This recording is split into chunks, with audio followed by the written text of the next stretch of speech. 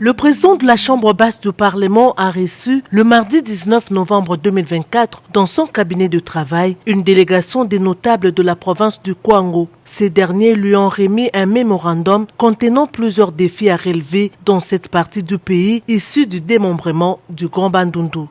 Nous lui avons remis à l'honorable président de l'Assemblée nationale un mémo justement pour rappeler que le Kwango existe. Le Kwango n'a pas d'énergie, le Kwango n'a pas de route, le Kwango n'a pas. Et même ce que la colonie avait prévu pour que le Kwango soit une annexe de la capitale, tout cela est sur le plan, rien n'a été réalisé.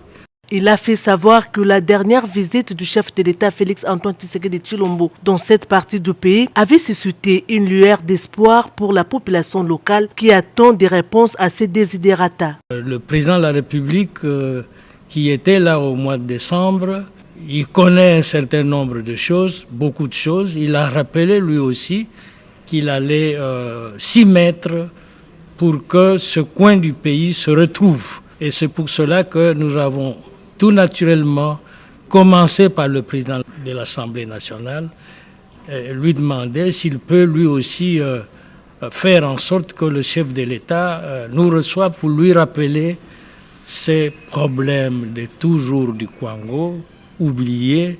La délégation de ces notables du Kwango, composée des représentants de plusieurs couches sociales, notamment les acteurs politiques et ceux de la société civile, a aussi déploré l'absence des représentants de leur province dans la gestion de la chose publique. Ces notables veulent que cette question soit réglée lors des prochaines mises en place au sein des institutions. Le président de l'Assemblée nationale, le professeur Vital Kamerhe, a promis de se faire avocat de ses interlocuteurs auprès du président de la République et du gouvernement pour des réponses idoines aux problèmes qui lui ont été soumis.